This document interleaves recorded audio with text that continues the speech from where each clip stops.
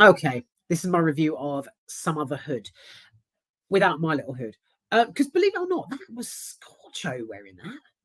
God, if you ever want to save on electric or gas, depending how your heating is fueled, bills, wear a hat. That was really quite warming, and it was Primark. Okay, Sumotherhood is going to be largely improvised because there's really not a lot I can say about this film other than it's complete and utter trash. But as Sumotherhood opened, I actually found it really funny. So the beginning had me sort of hooting in my seat, sadly, because the gags were coming, I remember, thick and fast and dry.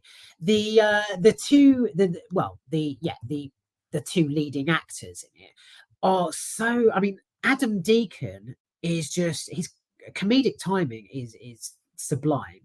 And Richie Campbell equally as sublime.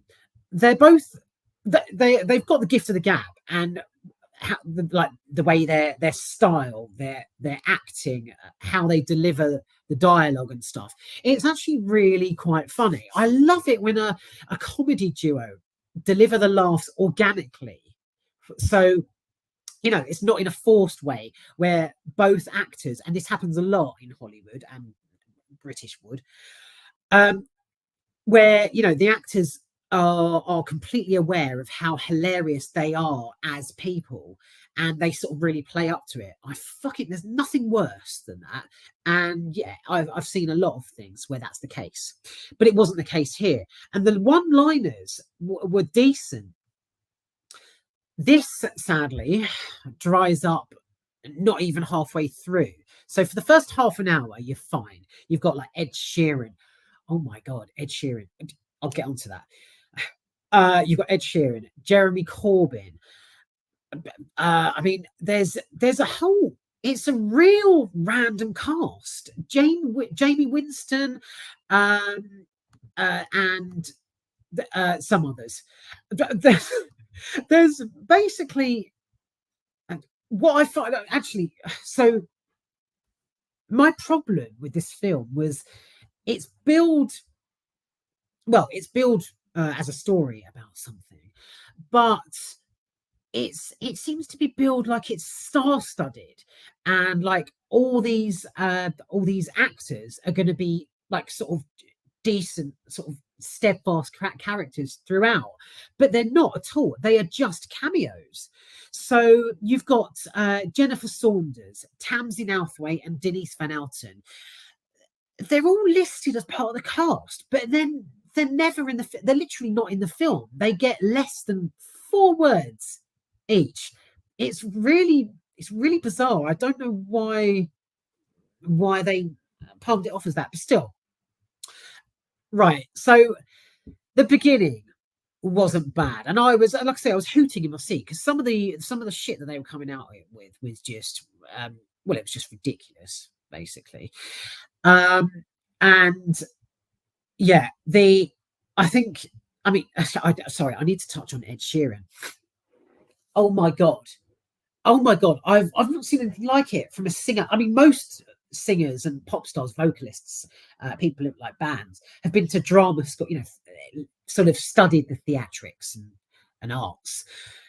And yeah, it's no surprise that they'd be in a movie. But Ed Sheeran, oh my God, he was fucking hilarious.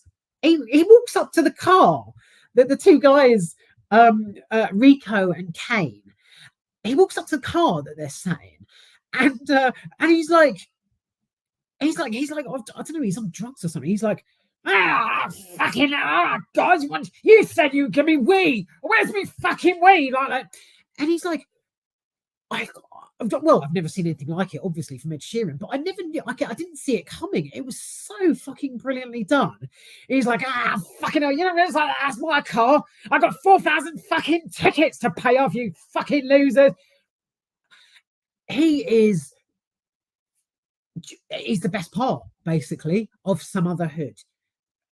It was an absolute treat watching Ed Sheeran A swear, B swear, C swear, and D swear.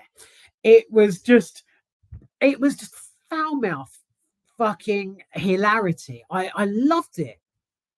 He wanders off and you see him shitting in a bush. Unfortunately, though, like I just explained, the juicy bits are cut short. So he comes up and he's like, fucking hell, where's my fucking way? That's my fucking car, you fucking know. And then he's done. He's off stage. Next one. It was so like, I'd love to have seen more of Ed Sheeran in this. I really would. He was just fantastic. Oh my god! If I was that intrigued, I'd tweet him to tell him so. Anyway, all they're cameos basically. All the names you see on the lineup for Sumotherhood are in and out in a millisecond. So Jamie Winston, she plays a passerby. I thought she was actually, because when a movie like this opens, you've got like a sort of bird's eye view panning across London, East London, grotty sort of tower blocks and stuff, and names, the cast are obviously popping up on screen. So you do have her name, I think. My bad if you don't, but I think you do. You have Jamie Winston, like her name is emblazoned on the opening credits. Less than 8 words. Truly, I'm not exaggerating. She's with a friend, and it's her friend who speaks most. Jamie has less than 8 words.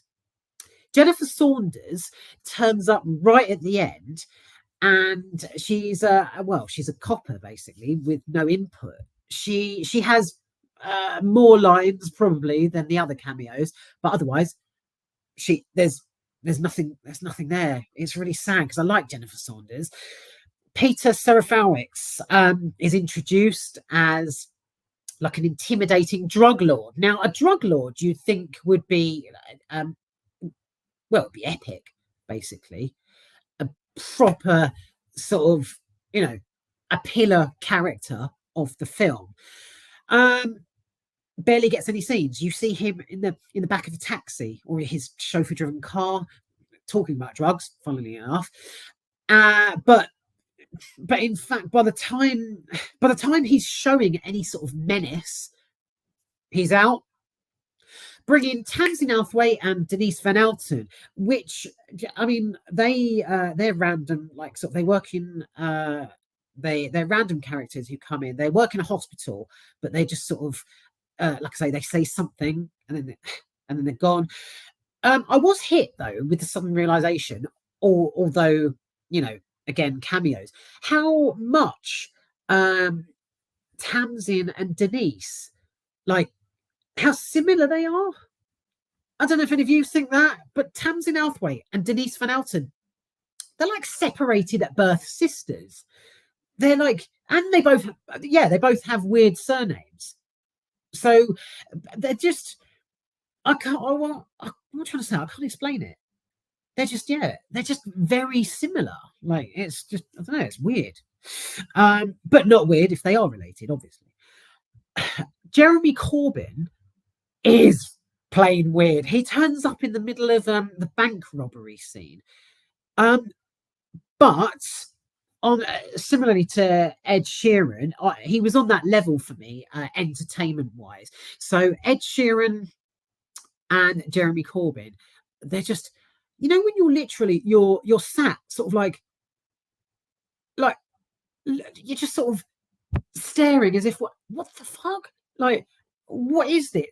How is he even here? And how did he agree to even being here, like in the film? Yeah, moments such as those are threaded throughout Sumotherhood. It's unfortunately, it's just the people you think are actually starring in this film don't star at all. They waddle in and out like browsing the yogurt aisle in Asda. So the story itself is basic, and if I'm totally honest, fucking boring towards the end.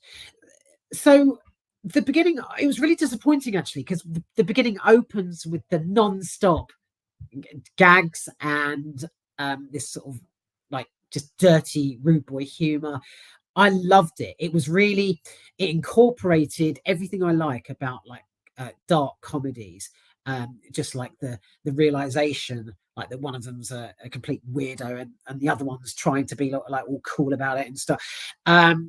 It's it's a shame, basically, Sumotherhood, because it had me howling with laughter.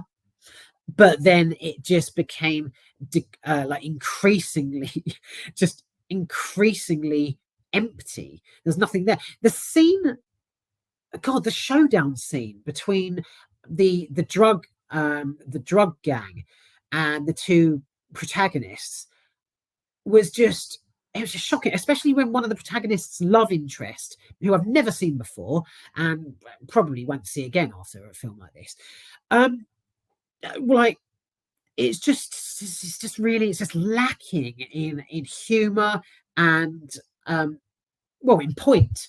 Basically, it's pointless. So yeah, Sumotherhood is worth a watch once, maybe just half of it, but yeah, otherwise it's complete trash.